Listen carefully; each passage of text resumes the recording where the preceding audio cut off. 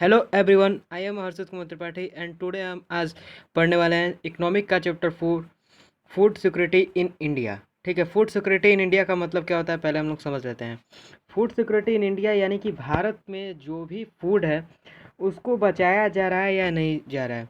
तो पहले बात यह है कि भारत में जो भी फूड आपको है इसका कोई भी सुरक्षा नहीं किया जा रहा है, क्योंकि सरकार की तरफ से दिया हुआ जो भी अनाज है जो गरीब लोगों को दे देना चाहिए या जो स्टूडेंट के लिए स्कूल में दिया जा रहा है वो अनाज कुछ जो लोग या जो टीचर हैं वो क्या कर रहे हैं उसको आपको शेयर नहीं कर रहे हैं और उस अनाज को क्या कर ले रख ले रहे हैं। तो उसी के बारे में जो है ये चैप्टर बनाया गया है कि फूड को सिक्योरिटी करने के लिए हमारी गवर्नमेंट ने क्या क्या काम किए हैं। ठीक है, तो पहला है कि food security mean availability, accessibility and affordability for all people to all times. यानी कि फूड को सिक्योरिटी करने के लिए क्या चीज़ इंपॉर्टेंट है। तो देखो पहले अवेलेबिलिटी का मतलब होता है कि food production in country, import of food. यानी कि हमारे देश में जो फूड का प्रोडक्शन हो रहा है वो इम्पोर्ट हो रहा है या नहीं हो रहा है। यानी कि मानो कि कौन सा ऐसा देश है जहाँ पर मानो कि फूड नहीं हुआ, कुछ कारण, बाढ़ के कारण या किसी चीज़ के कारण वहाँ पे फूड अगर आपको ग्रो नहीं होता है तो क्या वो वहाँ पर फूड आपको पहुँच रहा है या नहीं पहुँच रहा है। इस चीज़ को हम क्या कहते हैं, अवेलेबिलिटी। अवेलेबिलिटी यानी कि वहाँ पे क्या होना, एबल होना, अवेलेबल होना। ठीक है, अवेलेबल होना वहाँ पे। तो अवेलेबल वहाँ पे वो फूड क्या है या नहीं है। ठीक है, एक्सेसिबिलिटी यानी कि food with in the reach of every person. Food सबको ज़रूरत है, फूड क्या है, फूड सबको ज़रूरत है फूड की, बट फूड सबके पास, एवरी पर्सन को क्या है फूड की ज़रूरत है। तो उस चीज़ को हम क्या कहते हैं, उस चीज़ को हम एक्सेसिबिलिटी कहते हैं। और एफोर्डेबिलिटी, एफोर्डेबिलिटी यानी कि कुछ अमीर लोग हैं जिनके पास क्या है, जिनके पास पैसा है तो वो क्या कर रहे हैं, उनको जितना भी है खाना, जितने भी उनको फूड की आवश्यकता है तो वो क्या कर रहे हैं सबसे में, तो to enough money to buy sufficient amount of food. तो वो क्या है, उनके पास पैसा है तो वो क्या कर रहे हैं, वो सफिशिएंट अमाउंट ऑफ यानी कि उनको जितना एक साल में खाने के लिए उनको जितना अनाज चाहिए उतना क्या कर ले रहे हैं, वो खरीद के अपने पास रख ले रहे हैं। तो वो क्या है, एफोर्डेबिलिटी। एफोर्डेबिलिटी यानी कि उनके पास क्या है, उस चीज़ को पैसा है तो उसको खरीद के क्या कर रहे हैं, अपने पास रख ले रहे हैं। तो उनके पास वो एफर्ट कर पा रहे हैं उस चीज़ को खरीदने पे। कितने लोग क्या है वो एफर्ट नहीं कर पाते, क्योंकि उनके पास पैसा नहीं होता है तो कहाँ से खरीदेंगे। और फूड सिक्योरिटी यानी कि the poorest section of the society remain food insure all the times people above poverty line might also feel food insure in time of natural climatic like earthquake, drought, flood, tsunami etc। यानी कि देखो कितने लोगों के पास जो ज़मीन है, कितने लोगों के पास तो मानो ज़मीन नहीं है तो वो क्या है, गरीब है तो उनको सरकार क्या कर रहा है, राशन दे रहा है। कितने लोगों के पास ज़मीन है तो ज़मीन होते हुए भी क्या कर रहा है, उनके पास आपको राशन नहीं हो पा रहा है, क्योंकि मानो कभी भूकंप आ जाता है तो उसके कारण उनका अनाज खराब हो जाता है, या कभी सूखा पड़ जाने के कारण खराब हो जाता है, या काफ़ी कभी बहुत ही भयंकर बाढ़ आ जाती है। तो बाढ़ आ जाने के कारण क्या हो जाता है, उनका जो आपको है बोया हुआ अनाज वो क्या हो जाता है, वो आपको ख़राब हो जाता है। तो इन सब चीज़ों के कारण लोग क्या है, उन लोगों को अनाज क्या है, गरीब लोग इसके कारण भी हो जा रहे हैं। तो उन लोगों को भी क्या होना चाहिए, अनाज आपको पूछ रहा है या नहीं पूछ रहा है, इसके बारे में बहुत ही इंपॉर्टेंट ये चीज़ है। नेचुरल क्लाइमेटिक में lead to starvation, starvation is long run to turn to famine. Starvation क्या होता है, नेचुरल क्लाइमेटिक यानी कि प्रकृति के द्वारा बाढ़ आ जाना या ज़्यादा बारिश हो जाने के कारण या सूखा पड़ जाना, इन सब चीज़ों के कारण लंबे समय तक यानी सूखा पड़ जाएगा। अगर लंबे समय तक सूखा पड़ गया या कोई अनाज को बोया गया है तो क्या हुआ, वहाँ पे अगर सूखा पड़ जाता है या बाढ़ आ जाता है तो क्या होता है, वहाँ पे लोगों को क्या होता है, लोग मरने लगते हैं। तो स्टारवेशन का वही मतलब होता है, स्टारवेशन का मतलब होता है फेमाइन। ठीक है, फेमाइन का मतलब होता है सूखा पड़ जाना। तो वहाँ पर क्या होता है, लोग सूखा पड़ जाने के कारण जो लोगों को अनाज नहीं मिल पा रहा है, खाना नहीं मिल पा रहा है, ठीक है, बाढ़ आ जाने के कारण, तो उनको उनको क्या, उनके पास अनाज जो है सरकार के द्वारा पहुँच जा रहा है। यानी कि जो सरकार हमारी जो उन लोगों को अनाज दे रही है, क्या वो उनके पास वो अनाज पहुँच रहा है या नहीं पहुँच रहा है, इसके बारे में ये कहा गया है। The famine is characteristic by wide spread that due to starvation of epidemic caused by force used to contain water and decking food, loss of food and retain the weakness of the starvation।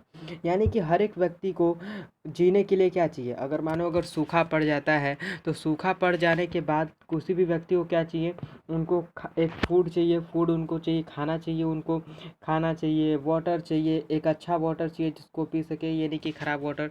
ठीक है, तो ये चीज़ क्या हो रहा है, अगर यहाँ पे क्या होता है, सुनामी अगर कभी आ जाती है या कभी कभी सूखा पड़ जाता है तो सूखा पड़ जाने के बाद क्या हो रहा है, उन लोगों के पास फूड नहीं पहुंच पा रहा है, खाना नहीं पहुंच पा रहा है, जिसके कारण वो लोग हो जा रहे हैं, फूड नहीं पहुंच पा रहा है, पानी नहीं पहुंच पा रहा है, तो जिसके कारण वो लोगों की क्या हो जा रही है, मृत्यु हो जा रही है।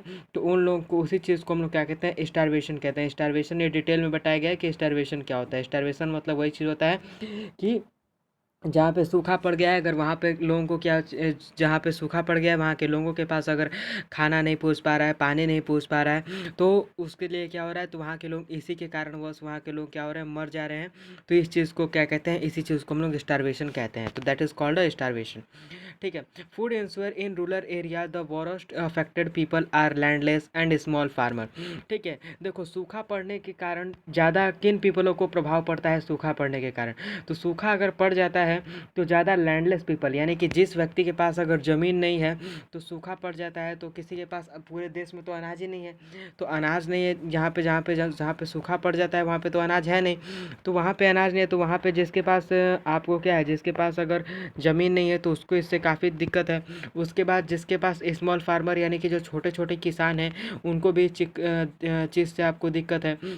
उसमें टेक्सटाइल आर्टिसर्स यानी कि वीवर्स, पॉटर्स, ब्लैक स्मिथ, यानी कि जो व्यक्ति क्या करते हैं, दुकान चलाते हैं, या वो क्या करते हैं, कोई भी सामान को बनाते हैं और बनाने के बाद वो क्या करते हैं, उसको सेल करते हैं। जैसे कि कोई स्वेटर बनाकर बेच रहा है, आर्टिसर्स जो है, पेंटर्स हैं, ये सब लोगों को क्या करते हैं, तो इन्हीं सब चीज़ों को, इन लोगों को भी इससे क्या होता है, बाढ़ के या सूखा पड़ जाने से, ड्राउट हो जाने से इन लोगों को क्या होता है, बहुत ही दिक्कतों का सामना करना पड़ता है। Provide of service, barber, washerman and petty self-employed worker in distributed the urban area person employed in the paid occupation casual labor and food insure। ठीक है। तो यहाँ पे जो है, शहर में जो आपको जो बाल बनाते हैं लोग, जो बार्बर हैं या जो वॉशरमैन है, ये लोग क्या है, ये लोग सेल्फ एम्प्लॉय हैं। सेल्फ एम्प्लॉय यानी कि ये लोग खुद से काम कर कर आपको, और जो उससे पैसा मिलता है उससे क्या करते हैं, अपना जीवन यापन करते हैं। बट अर्बन एरिया के जो पर्सन है, ठीक है, ये तो अपने एम्प्लॉय हैं, यानी कि ये लोग क्या है, ये लोग आपको रोजगार हैं।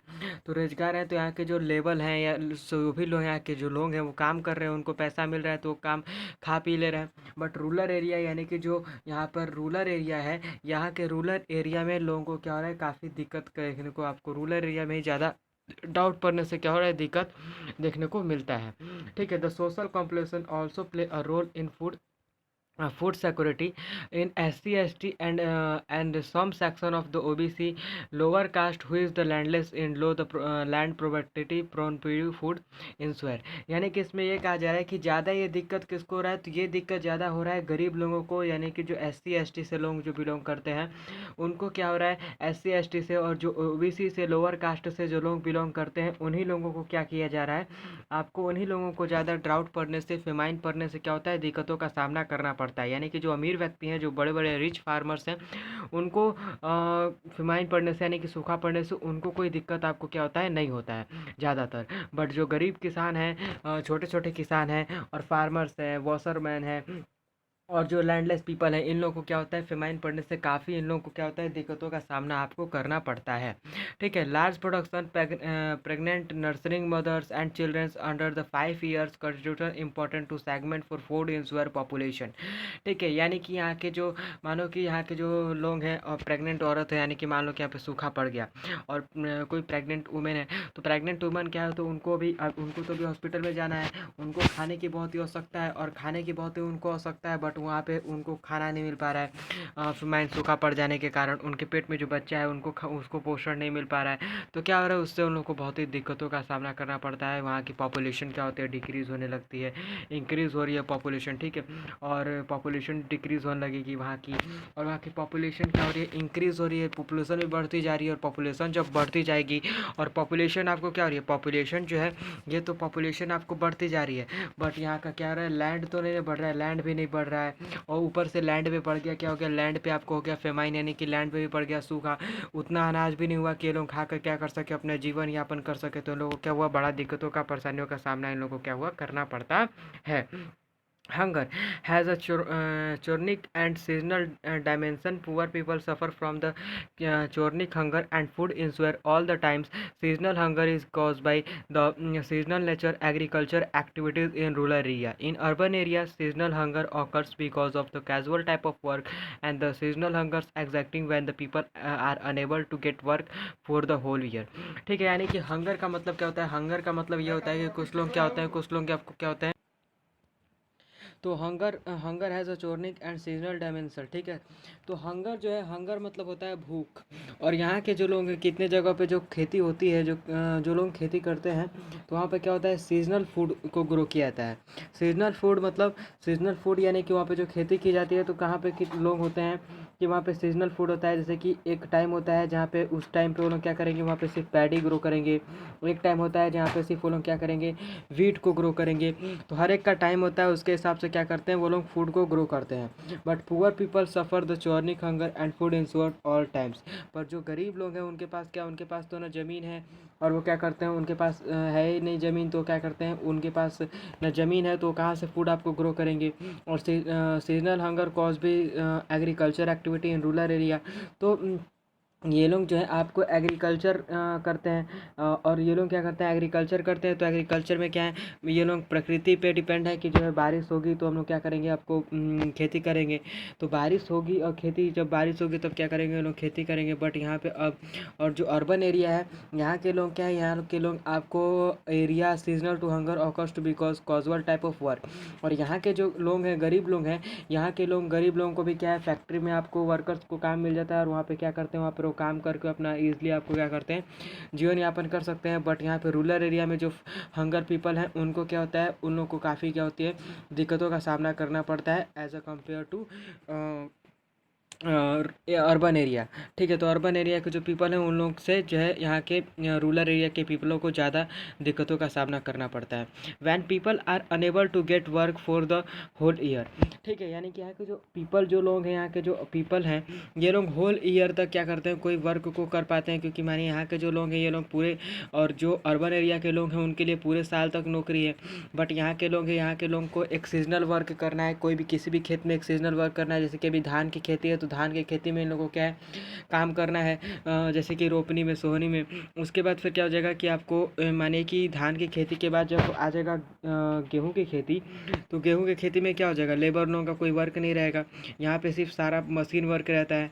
तो क्या हो जाएगा, ये लोग उस समय क्या हो जाएंगे, उस समय ये लोग क्या हो जाएंगे, आपको बेरोजगार हो जाएंगे, तो इनके पास कोई भी काम नहीं होगा। बट जो शहर के लोग हैं, उनके पास क्या है, पूरे साल काम है। अभी भी इनके पास, शहर के लोगों के पास अभी भी काम है, और शहर के लोगों के पास क्या होगा, दिसंबर में भी काम होगा, जनवरी में भी काम होगा। हमेशा पूरे साल उनके पास क्या होता है, काम आपको रहता है। और उनके और वो क्या करते हैं, काम करके ही उनको जितना वो अपना अनाज खरीद लेते हैं, जिनका जितना उनको खाने के लिए आवश्यकता रहता है। ठीक है, सब्सिडेंट अमाउंट इन फूड ग्रेन्स। ठीक है, तो वो उनको जितने भी अनाज की आवश्यकता होती है, उतना वो क्या करते हैं, अनाज आपको ले लेते हैं। ठीक है, our government set independence realise to need attend the self sufficiency in the food grain because India experiences acute shortage food grain and after patriots of the country in 1947। जब भारत आज़ाद हुआ था, तो वहाँ पर क्या हुआ, भारत जब आज़ाद हो गया, तो वहाँ पर बहुत ही, भारत में अनाज की बहुत ही कमी हो गई थी। तो अनाज की जब बहुत ही कमी हो गई थी, तो हमारे जो जवाहरलाल नेहरू जी थे, इन्होंने कहा था कि हमारे देश के लोग जो है, किसी भी देश से क्या करेंगे, अनाज नहीं मांगेंगे। भले हमारे देश के लोग क्या है, एक टाइम क्या करेंगे, खाना आप लोग क्या करेंगे, खा लेंगे। तो 1947 से ही हमारे जब अनाज हुआ था, तो उस समय हमारे देश में बहुत ही शॉर्टेज, ठीक है, हमारे देश में काफ़ी अनाज की कमी थी, जब हमारा देश क्या हुआ था, आज़ाद हुआ था तब। ठीक है, तो the need for subsidy arise for the following. तो इन चीज़ों को क्या किया गया, उस समय फॉलो किया गया, जिससे लोगों की, जो व्यक्ति की जो आवश्यकता थी, उनके नीड को क्या किया गया, फुलफिल किया गया। जैसे टू फीड राइजिंग पॉपुलेशन उसी तरह बढ़ती जा रही है, जनसंख्या बढ़ती जा रही है, बट ज़मीन उसी तरह है। तो अगर पॉपुलेशन बढ़ती है और ज़मीन उतना ही है, तो ज़मीन पे क्या किया जाएगा, ज़्यादा अनाज ग्रो होना चाहिए। बट अनाज जितना पहले ग्रो हो रहा है, तो उतना ही अनाज ग्रो हो रहा है। तो अब आने वाले समय में लोग क्या करेंगे, मल्टीपल क्रॉपिंग करेंगे, यानी कि एक ही ज़मीन पे क्या करेंगे, उसी पे धान भी क्या करेंगे, बो देंगे, उसी पे गेहूँ भी ग्रो कर लेंगे, उसी पे फिर क्या करेंगे, सब्जी भी ग्रो कर लेंगे। तो क्या होगा, लैंड कभी भी क्या रहेगा, खाली नहीं रहेगा। उस पर क्या होगा, सीजनल बाय सीजनल समय के बाद क्या करेंगे, उस पर मल्टीपल क्रॉपिंग होता रहेगा, दूसरी दूसरी अनाज का क्या होगा, खेती वहाँ पर होती रहेगी। क्योंकि आने वाले जनसंख्या में जनसंख्या बढ़ेगी तो लैंड तो बढ़ने वाला नहीं है, लैंड जितना है उतना ही रहेगा। तो इसके कारण क्या करना पड़ेगा, लोगों को आने वाले समय में क्या करना पड़ेगा, मल्टीपल क्रॉपिंग करना पड़ेगा, जिसके कारण वो क्या करें, अपना जीवन यापन कर सकें। To fight against drought and flood, cyclone, etc। ठीक है, लोग क्या कर रहे हैं, अगर कहीं पे अगर आपको सूखा पड़ जाता है या वहाँ पे साइक्लोन यानी कि सुनामी आ जाती है, तो वहाँ का क्या होगा, पूरा लैंड खराब हो जाएगा। तो वहाँ के जो गरीब लोग हैं उनको क्या करना पड़ता है, अपनी गरीबी से लड़ना पड़ता है, गरीबी से चुनौती, उनको बहुत ही परेशानियाँ को सामना क्या करना पड़ता है, उन लोगों को करना पड़ता है। To reduce import food grain, और इसके कारण क्या होता है, मानिए हमारे देश में अगर फूड ग्रो नहीं हो रहा है तो हमारे देश के लोग कहाँ से किसी को फूड दे पा रहे हैं। तो उससे क्या होता है, अनाज किसी के पास जो है दिया जाता है, किसी को बेचा जाता है, तो वो भी क्या होता है, रिड्यूस हो जाता है, यानी कि कम हो जाता है। To control prices food grain, ठीक है। और फूड ग्रेन के जो पैसा होता है, जो फूड ग्रेन होता है, जब अगर आपके देश में अगर अनाज नहीं रहेगा तो उसका जाहिर सी बात है कि अगर देश में अनाज नहीं है तो जो उस व्यक्ति के पास अनाज है वो क्या करेगा, अपने अनाज को ज़्यादा पैसे में बेचेगा। तो यहाँ पर क्या है, अनाज की बहुत ही आवश्यकता हो गई, और जो अनाज जिसके पास है भी उसने काफ़ी ज़्यादा और अनाज को महंगा कर दिया, तो अनाज कहाँ से खरीद पाएगा। एक तो जब अनाज सस्ता था तो उसके पास पैसा ही नहीं था कि उस क्या करे, अनाज को खरीद सके। और अब उसके पास क्या है कि पैसा है तो क्या कर पा रहा है, अब कहाँ से अनाज खरीदेगा, क्योंकि अब तो अनाज जो था वो क्या है, पहले के दाम से भी काफ़ी ज़्यादा महंगा हो चुका है। उसके बाद food security system in India, तब भारत देश में फूड सिक्योरिटी सिस्टम आया, क्योंकि इतनी दिक्कतें होने के बाद, इतनी लोगों को गरीबी का सामना करने के बाद, भूकंप आ जाने के बाद, सूखा पड़ जाने के बाद, सुनामी आ जाने के बाद, गरीब लोगों के पास खाना नहीं पहुँच रहा था, तब जाकर हमारी सरकार ने क्या किया, evident green revolution in 1960, the country about to famine and every एवडमेज वेदर कंडीशन। ठीक है, तभी हमारे देश ने क्या किया, फूड सिक्योरिटी सिस्टम चलाया हमारे भारत देश में। ठीक है, फूड सिक्योरिटी सिस्टम चलाया, यानी कि ग्रीन रेवोल्यूशन चलाया। और 1960 में ये ग्रीन रेवोल्यूशन क्या किया गया, 1960 में हमारे देश में ग्रीन रेवोल्यूशन चलाया गया। और to avoid famine and every adverse to weather condition, यानी ठीक है, यानी कि सूखा पड़ जाने के कारण भी ग्रीन रेवोल्यूशन चलाया गया, जिससे जिस व्यक्ति के पास जितना लैंड है उसमें क्या करे, वो मल्टीपल क्रॉपिंग कर सके, अलग अलग अनाज को ग्रो कर सके, जिसके कारण क्या हो, उसको वो भी एक ज़्यादा अनाज अपने पास रख सके। यानी कि आने वाले समय में कभी सूखा पड़ जाए या कभी क्या हो जाएगा, वेदर के कंडीशन के कारण बारिश नहीं हुई, तो बारिश नहीं हुआ तो क्या हुआ, उनका खेती नहीं हो पाया। कभी क्या होता है, सुनामी आ जाती है, कभी बाढ़ आ जाती है, तो ऐसा समय आने के बाद भी क्या होगा, उन लोगों के पास क्या रहेगा, आपको अनाज रहेगा। तो क्या ग्रीन रेवोल्यूशन चलाया गया। ठीक है, ग्रीन रेवोल्यूशन यानी कि एक ऐसा बीज निकाला गया, एक ऐसा क्या किया गया, वहाँ पर लोग, सरकार ने कहा कि नहीं, हमको ट्यूबवेल्स बना देना चाहिए, कि अगर सूखा पड़ जाता है तभी भी क्या होगा, वहाँ पर आपको ट्यूबवेल्स है तो लोग अपने खेत को क्या करेंगे, इरीगेशन कर पाएंगे, इजीली सिंचाई कर पाएंगे। ठीक है, तो इसके लिए सरकार ने क्या किया, 1960 में आपको ग्रीन रेवोल्यूशन चला दिया। Punjab and Haryana has to very impressing growth for production 7.23 million tons of 1964 to 65 and record 280 million tons in 2009 and 2010। तो देखिए, ये जो ग्रीन रेवोल्यूशन आया, यानी कि ग्रीन रेवोल्यूशन से अच्छी अच्छी सीड आई, जिससे लोग क्या करते थे, खेती करने लगे। तो इससे क्या हुआ, लोगों को अनाज जो है, पहले जो लोग अनाज बोया करते थे वो 3 से 4 क्विंटल बिका जाया करता था। बट अब क्या है, अब जो अनाज लोग बो रहे हैं, अब जो सीड का प्रयोग कर रहे हैं, बीज का प्रयोग कर रहे हैं, वो आपको क्या है, 7 क्विंटल 8 क्विंटल बिका जा रहा है। तो इसमें क्या हो रहा है, तब इस जो ग्रीन रेवोल्यूशन आया, ग्रीन रेवोल्यूशन के आने से पंजाब और हरियाणा को बहुत ही ज़्यादा फ़ायदा हुआ। क्यों, क्योंकि पंजाब में भी और हरियाणा में क्या है, बहुत ही नदी है, तो वहाँ पे पानी की कभी दिक्कत होती नहीं है वहाँ पे। और यहाँ पर क्या है, तो ग्रीन रेवोल्यूशन इन लोगों को इससे बहुत ही ज़्यादा फ़ायदा हुआ है, किस चीज़ को, पंजाब को और हरियाणा को, क्योंकि यहाँ पे कभी भी सुनामी और साइक्लोन जैसी चीज़ें कभी भी आने वाली है नहीं। इसीलिए जब ग्रीन रेवोल्यूशन आया तो 1964 से 1965 में इन लोगों को क्या हुआ, बहुत ही ज़्यादा फ़ायदा हुआ। और इन्होंने क्या किया, इन लोगों ने एक रिकॉर्ड भी बना दिया है कि 218 मिलियन टन इन्होंने क्या किया है, अनाज को ग्रो किया है ग्रीन रेवोल्यूशन आने के बाद, 2009 और 2010 यानी कि 1 साल के अंदर।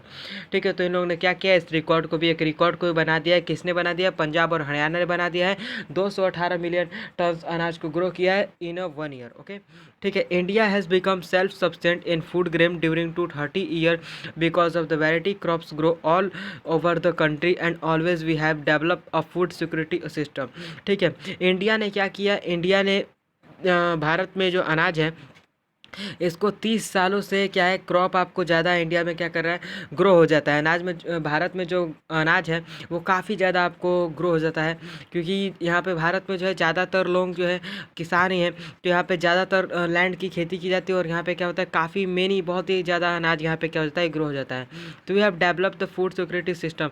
तो यहाँ पे उन लोगों ने क्या किया, फूड सिक्योरिटी सिस्टम भारत देश में डेवलप करने की कोशिश है, कोशिश ज़्यादा की जा रही थी, क्योंकि यहाँ के जो गरीब लोग हैं उनके पास क्या है भारत के जो दिया हुआ अनाज है, सरकार की तरफ से दिया हुआ जो अनाज है वो क्या कर रहा है गरीब लोगों के पास पहुँच पाए। तो इसके लिए क्या किया गया, फूड सिक्योरिटी सिस्टम पे ज़्यादा ध्यान दिया गया। Still a few state have laissez behind the food production, example Odisha. ठीक है, और यहाँ पे क्या है फ्यू स्टेट है जिसमें क्या हुआ फूड प्रोडक्शन ज़्यादा हुआ, जैसे कि एक ओडिशा है, फिर पंजाब है, फिर हरियाणा है। इन सब चीज़ों को क्या हुआ, ग्रीन रेवोल्यूशन आने से क्या हुआ, इन सब चीज़ों को फ़ायदा हुआ, यानी कि बेनिफिट हुआ। ठीक है, बफर स्टॉक, यानी कि buffer stock is the food grain wheat and rice produce to government through food corporation of India FCI. The FCI purchase wheat and rice for the government for the farmer of surplus state and pre-accounts prices. The prices is the called minimum supported price. ठीक है, buffer stock यानी कि हमारे देश में क्या होता है जो फूड ग्रेन होता है, यानी कि जो अनाज होता है जैसे कि गेहूं और चावल, ये क्या होता है ये आपको यहाँ पर ग्रो हो जाता है। तो हमारी जो गवर्नमेंट है इसने क्या किया, इसने फूड कॉरपोरेशन ऑफ इंडिया एक रूल निकाला, एफसीआई का नियम कानून आपने। तो जो FCI होता है, तो यहाँ पर क्या क्या सरकार ने आपको FCI निकाल दिया कि FCI जो है कि क्या करेगा, किसान के जो फूड को अच्छे दामों पर लेगा और किसान क्या करेंगे अपने फूड को, गेहूं को, चावल को सरकार को बेच देंगे, जो यानी कि मानो कि सरप्लस, यानी कि जो उनके अपने से ज़्यादा जो होता है उनको रखने के बाद, यानी कि मानो किसान का अनाज ग्रो हुआ, उसने अपने खाने भर रख लिया, अपनी उसको जितनी आवश्यकता है अनाज का उतना उसने रख लिया। उसके बाद उसका जो ज़्यादा अनाज हुआ उसने क्या किया, FCI में उसने क्या कर दिया, उस अनाज को क्या कर दिया, बेच दिया, और सरकार ने उस अनाज का एक अच्छा पैसा भी उसको दे दिया, और वो भी खुश, किसान भी खुश हो गया और गवर्नमेंट के पास भी अनाज हो गया, जिससे वो क्या करेगा, वो आप और FCI क्या करता है, FCI इस अनाजों को क्या करता है, खरीद लेता है। उसके बाद the food is distributed to the poor start of the society at a lower price and then the market place के नाउ इशू प्राइस।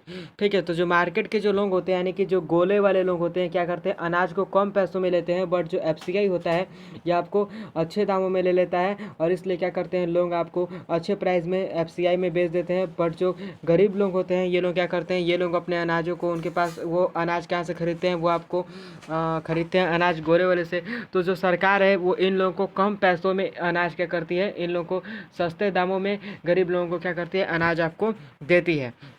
ठीक है, पब्लिक डिस्ट्रीब्यूशन सिस्टम, तब सरकार ने एक नियम निकाला, क्या नियम निकाला, पब्लिक डिस्ट्रीब्यूशन सिस्टम ये निकाला, PDS। ठीक है, इसमें क्या किया गया, PDS is the refer to system through the food production, FCI is distributing amount the poor through the government related to ration shop and ration shop to are also called the fair price and shops and customer issue ration card. ठीक है, तो FCI ने क्या कर दिया, तो ये public distribution system जब निकला तो हमारी जो सरकार है इसने किसान के पास जो ज़्यादा अनाज था उसने, किसान ने क्या कर दिया, FCI में अपने अनाज को बेच दिया। उसके बाद जो FCI है ये क्या करती है, ये अपने अनाज को क्या करती है, लोगों के पास सरकार ने एक नियम निकाला कि हम क्या करेंगे, आपको राशन कार्ड बनाएंगे, और राशन कार्ड जो भी व्यक्ति, गरीब व्यक्ति के लिए राशन कार्ड होगा, जो व्यक्ति के पास राशन कार्ड होगा उसको क्या किया जाएगा, सस्ते दामों में इसी अनाज को गरीब लोगों को क्या किया जाएगा, बांट दिया जाएगा। तो जो भी FCI जो अनाज खरीदी रहती है उसको क्या करती है, उसी अनाज को सस्ते दामों में जिस व्यक्ति के पास क्या होता है, जो गरीब व्यक्ति के पास राशन कार्ड आपको मिला होता है, तो उसके लिए ये क्या किया है, कस्टमर तो राशन कार्ड बनाया गया, और जिसके पास राशन कार्ड है उसको क्या किया गया, इसको अनाज को क्या किया गया, उन लोगों को ले जाकर दिया गया। Relation was introduce of India around 1940 to Bengal famine. ठीक है, तो 1940 में क्या हुआ, इंडिया में जो है इंट्रोड्यूस किया गया था बंगाल में, यानी कि सबसे पहले बंगाल में आपको 1940 में सबसे पहले भारत में जो है सूखा पड़ा था, वो पड़ा था आपको बंगाल में। बंगाल में सबसे भयंकर सूखा पड़ा था 1940 में। ठीक है, 1940 में बंगाल में क्या हुआ था, सूखा पड़ा था। Kind to ration card, they are 3 kind to ration card. Ration card जो है आपको 3 चीज़ों के लिए इसमें निकाला निकाला गया राशन कार्ड को, जिससे अन्योदया कार्ड पुअरेस्ट टू पीपल, ठीक है, जिसके पास जो लोगों के पास क्या है, आपको घर नहीं है तो उनको घर क्या दिया जाएगा। उसके बाद फिर बीपीएल कार्ड निकाला गया, बिलो द पॉवर्टी लाइन, ठीक है, जो गरीब लोग हैं उनके लिए। फिर एपीएल कार्ड निकाला गया, through the above the poverty line, यानी कि जो अमीर लोग हैं, ठीक है, जिसके पास पॉवर्टी गरीबी सीमा से जो ऊंचे हैं उनके लिए एपीएल कार्ड निकाला गया, ठीक है। सबसे ज़्यादा गरीब पीपल जो है उनके लिए अंत्योदया कार्ड निकाला गया, जिसके लिए उनको जो है आवास योजना दिया जाएगा, घर बनाने के लिए पैसा दिया जाएगा, ठीक है। और बिहार सरकार में उन लोगों को क्या किया जाएगा, ज़मीन दिया जाएगा कि वो अपना रह सकते हैं वहाँ पर। उनके लिए बीपीएल कार्ड दिया गया है कि वो क्या करेंगे, बीपीएल से वो क्या कर सकते हैं, अपने लिए अनाज वो क्या कर सकते हैं, ले सकते हैं। उसके बाद they are the 3 important food introduction of the program, ठीक है। और भारत देश में क्या किया, भारत देश के सरकार ने 3 क्या किया, 3 फूड इंट्रोडक्शन को प्रोड्यूस किया, ठीक है। 3 नियमों को निकाला, ठीक है। 3 नियमों को भारत सरकार ने निकाला। कौन कौन से थे 3 नियम? 3 way to high incidency to poverty level mid 1970, 3 important food introduction program were introduce. तो हमारी भारत सरकार ने 3 ठीक है 3 चीज़ों को बताया, 3 नियम कानून को क्या किया, 3 नियम कानून को बताया कि ये 3 नियम कानून जो है 1970 में हमारी देश ने, भारत ने उस नियम को क्या किया, फूड से, अनाज से रिलेटेड 3 नियम कानून को क्या किया, इंट्रोड्यूस किया, ठीक है। फर्स्ट क्या है, फर्स्ट है आपको पब्लिक डिस्ट्रीब्यूटर सिस्टम, ठीक है, एक्सटेंड अर्लियर एंड सेकेंड है इंटीग्रेटेड चाइल्ड डेवलप सर्विस यानी कि ICDS इन 1975, इसको 1975 में निकाला गया। Food for work in 1977 as 1978, ठीक है, यानी कि फूड के लिए काम जो करते हैं, चाइल्ड डेवलप सिस्टम, बच्चे को क्या किया, जो गरीब लोग हैं उनको क्या किया जाए, खाना दिया जाए, उन लोगों को कोई भी अनाज की दिक्कत ना हो। तो ये 1975 से लेकर 1978 तक का जो टाइम है, इन सब चीज़ों को क्या किया गया, 1975 से लेकर 1978 तक इन चीज़ों को क्या किया, ग्रो किया गया, ठीक है। 1978 तक इन चीज़ों को क्या किया गया, ग्रो आपको किया गया, ठीक है। तो उसके बाद यहाँ पर जो है आपको यहाँ पर है सेकेंड, नीचे जो है कि in 2002 special scheme we are to launch VIZ Antyodaya Anna Yojana, ठीक है, ठीक है, AAY इन अन्नपूर्णा स्कीम, ठीक है, APS and target to group poorest the people in get the system से रेस्पेक्टली, ठीक है। तो हमारी सरकार ने क्या एक नियम निकाला AAY, ठीक है, जो लोगों के पास घर नहीं है उनके लिए कि अन्योदया अन्न योजना निकाला। फिर अन्नपूर्णा स्कीम निकाला, ये 2 स्कीम निकाला, काफ़ी इंपॉर्टेंट है, इसको आप अंडरलाइन कर सकते हैं बुक में या नोट्स में अपने, इसको लिख लीजिए, काफ़ी इंपॉर्टेंट है, ठीक है। उसके बाद यहाँ पर आपको दिया गया है कि PDS has prove the most effective establish price making the food available to consumer affordable price, यानी कि जो लोग हैं, हमारी सरकार जो है वो गरीब लोगों को काफ़ी सस्ते प्राइस में अनाज को क्या करती है, देने लगी। जैसे कि मानो कि अनाज जो है तो क्या करती है हमारी जो गवर्नमेंट है, अगर आप लोग देखोगे तो क्या करती है, चावल को 2 रुपये किलो, गेहूं को 1 रुपये किलो क्या करती है, इसी तरह लोगों को क्या करती है, अनाज आपको देती है, जो गरीब लोग हैं उनको, ठीक है। उसके बाद फिर but is the face scream is the several ground, but इससे क्या हुआ, इससे तो काफ़ी गरीबीपन काफ़ी हद तक ख़त्म हो गई, बट आज भी ऐसे लोग हैं जिनके पास क्या है, वैसा कार्ड, राशन कार्ड नहीं है, राशन कार्ड नहीं है, BPL कार्ड नहीं है, ठीक है, आवास योजना उनके पास उनको नहीं मिला हुआ है, आवास योजना को उनके पास पैसा नहीं मिला हुआ है। तो इसके कारण भी काफ़ी अभी गरीब लोग हैं जो क्या कर रहे हैं, अभी गरीबी को फेस कर रहे हैं, ठीक है। Journalist are full but hunger privilege some of the grain rotted eat by rats, ठीक है। बट यहाँ पर जो अनाज जो रखा रहता है, यानी कि जो भूखे लोग हैं, जो गरीब लोग हैं, उनके पास अनाज नहीं पहुँच पाता है। इसका मेन कारण ये भी है कि मानो कि गोदामों में जो सरकार ने जो लोगों से अनाज खरीदा हुआ है गोदामों में, तो क्या करते हैं, उसको चूहे काट कर क्या करते हैं, चूहे काट कर उस अनाज को क्या कर देते हैं, ख़राब कर देते हैं, जिसके कारण काफ़ी अनाज तो क्या होता है, इसके कारण ख़राब हो जाती है, यानी कि लोगों के लापरवाही के कारण भारत सरकार की जो है अनाज सरकार की ख़राब हो जाती है, ठीक है। तो एवरेज फूड स्टॉक का मतलब क्या होता है कि इन जुलाई 2002 यानी कि जुलाई में 2002 में the stock of wheat and rice FCI was the 63 million turns was the more and minimum buffer zones and 24.3 million tons there the stock reduced there but always remain higher than buffer zones, ठीक है। तो हमारी FCI जो है इसने गेहूं को और चावल को खरीदा। कितने गेहूं और चावल को खरीदा? 63 मिलियन टन्स। ठीक है, 63 मिलियन टन्स अनाजों को क्या किया उन्होंने खरीदा।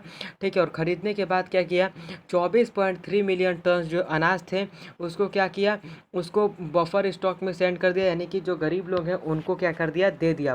ठीक है, गरीब लोगों को, यानी कि 24.3 मिलियन अनाजों को क्या कर दिया, जो गरीब लोग हैं उनको 2 रुपये किलो 3 रुपये किलो गेहूँ चावल को इस तरह कर दिया, क्या कर दिया, उन लोग को दे दिया कि काफ़ी कम पैसों में क्या कर सकें, अनाज को खरीद कर, और उनको कोई भी गरीबी की दिक्कत का सामना न करना पड़े। ठीक है, paradox of excess stock and the starvation. in India has experienced a paradoxical situation to recent year. While the granaries gadawans and the government are overflowing with excess stock of food, we also find people without food. The main reason for his unfortunate situation that many poor families do not be enough money in income to in ठीक है, तो इसका मतलब क्या होगा, हम क्या करते हैं आपको समझ लेते हैं। तो इनफैक्ट मान लो कि यहाँ पर जो है कि यहाँ पर यहाँ पे जो सरकार का दिया हुआ ये स्कीम है, ठीक है, तो इस स्कीम से ये फ़ायदा है गरीब लोगों को कि इनको क्या होगा, इनको जो भी फूड का स्टॉक लग रहा है, तो मानो यहाँ पे जो फूड स्टॉक लगा हुआ है, यानी कि सरकार क्या कर रही है, सरकार उसको अनाज दे रही है। मानो कि जो पुअर पीपल हैं, जिनके पास क्या है, जिनके पास अनाज नहीं है, तो उनको क्या कर रहे हैं, वो उनको कम पैसों में उनके पास अगर राशन कार्ड है तो कम पैसों में उन्हें क्या करेगी, सरकार उन्हें अनाज आपको प्रोवाइड करवा देगी। और काफ़ी इसका आसान मीनिंग है, इसको आप आराम से समझ सकते हो। ठीक है, पैराडॉक्स स्कॉट मतलब का यही होता है कि क्या होता है, आप इसको आसान से इसको समझ सकते हो कि इसमें यही बताया गया है कि ठीक है, कि जो भी यहाँ पे गरीब लोग हैं इनको आपको अनाज मिल जाता है, और वो क्या करते हैं, कम पैसों में ही उनको अनाज सरकार की तरफ से मिल जाता है। जैसे कि आप देखते होगे ना, तो 3 रुपये किलो चावल मिलता है इन लोगों को, और 2 रुपये किलो गेहूँ मिलता है। मैंने देखा है मेरे गाँव में कितने लोग हैं वो राशन कार्ड लेते हैं, राशन कार्ड से अनाज लेते हैं, तो मैंने देखा है उन लोगों को। तो 3 रुपये किलो गेहूँ मिल जाता है, 2 रुपये किलो चावल मिल जाता है, और लमसम 1 रुपये किलो या 1.5 रुपये किलो उनको क्या होता है, 1 किलो चीनी भी मिल जाता है उनको, फिर तेल भी मिल जाता है। तो क्या चीज़ की उनको कमी है, ठीक है, तो ऐसे उनकी गरीबी क्या होती है, आपको ख़त्म हो जाती है। तो यही इसका सिंपलेस्ट मीनिंग आपको समझा है, यही इसका सिंपलेस्ट मीनिंग है। ओके, अब आते हैं सेकंड में लिखा हुआ है, in southern western country is cooperative the playing important role food security. ठीक है, और साउथ और वेस्ट यानी कि जो दक्षिणी और उत्तरी जो हमारी इंडिया है, ठीक है, दक्षिणी और उत्तरी जो यहाँ पर हमारी इंडिया है, इसने मेन इस पे इम्पॉर्टेंट रोल अपना अदा किया है फूड सिक्योरिटी में। ठीक है, फूड सिक्योरिटी एक बहुत ही इंपॉर्टेंट चीज़ है, food security is a very important things. ठीक है, फूड सिक्योरिटी एक बहुत ही इंपॉर्टेंट चीज़ है, जिससे क्या होता है, जैसे फूड सिक्योरिटी से आपको क्या होगा, गरीब लोगों के पास अनाज पहुंच पाएगा, और जिन लोगों के असलियत में अनाज की आवश्यकता होगा उनके पास अनाज पहुंचेगा, तब जाकर उनको क्या होगा, उनके पास अनाज पहुंचेगा तो वो खा पाएंगे, और उनको क्या होगा, कोई भी दिक्कत नहीं होगा। सरकार ने काफ़ी अच्छे अच्छे चीज़ उनके लिए निकाला है। ठीक है, उसके बाद फिर मदर डेयरी, फिर उनके क्या किया, यहाँ पे डेयरी भी निकल गई। Amul are some of the success stories. Amul के बारे में आपने पढ़ा ही होगा कि अमूल क्या है, अमूल कैसे इनकी डेयरी निकली थी, और कैसे आज तक इनकी कंपनी डेयरी जो है कितनी अच्छी तक आपको। ठीक है, तो इसमें जो पश्चिमी और दक्षिणी जो रहता है, इसमें भारत ये काफ़ी इंपॉर्टेंट रोल निभाता है, इससे क्या है, फूड सिक्योरिटी में। ठीक है, उसके बाद फिर अमूल ने क्या किया, अमूल की आपको कहानी पता ही होगा कि अमूल ने कितने हार्डवर्किंग करने के बाद मदर डेयरी ने उसके फिर क्या किया, अपनी सक्सेस स्टोरी है अमूल की, उसके बारे में हम एक बार अलग वीडियो बना देंगे। अगर आप कमेंट बॉक्स में कहेंगे तो मैं अमूल के लिए अलग स्टोरी बना दूंगा कि अमूल कैसे ग्रो हुआ और उसकी क्या थी पूरी परिश्रम की कहानी, उसको मैं क्या कर दूंगा, आपको बता दूंगा। ठीक है, in Maharashtra academy of the develop science facility network to NGO and set the grain bank. ठीक है, उसके बाद हमारी सरकार ने एक महाराष्ट्र में एक अकेडमी खोलेगी, डेवलपमेंट एकेडमी ऑफ साइंस।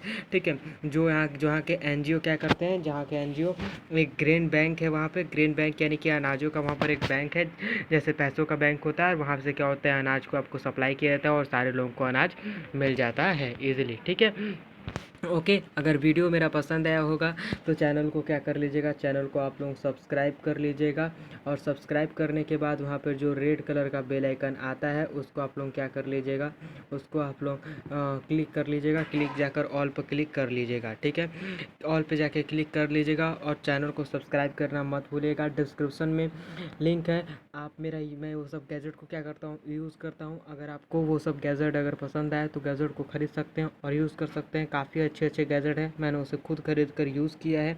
तो आप जाइए उसे यूज़ करिए और धमाल मचा दीजिए और मस्त मेरे पढ़ाई के से धमाल मचाइए और खूब मस्त से पढ़ाई करिए। चलिए, थैंक यू। यहीं तक, मिलते हैं नेक्स्ट वीडियो में। और अगर कोई भी अगर आपकी तरफ से कोई भी सुझाव होगा, अगर आप मुझे कुछ बताना चाहते होंगे मेरी गलतियों को, तो आप कमेंट बॉक्स में लिख कर मुझे बता सकते हैं। ठीक है, थैंक यू, मिलते हैं नेक्स्ट वीडियो में।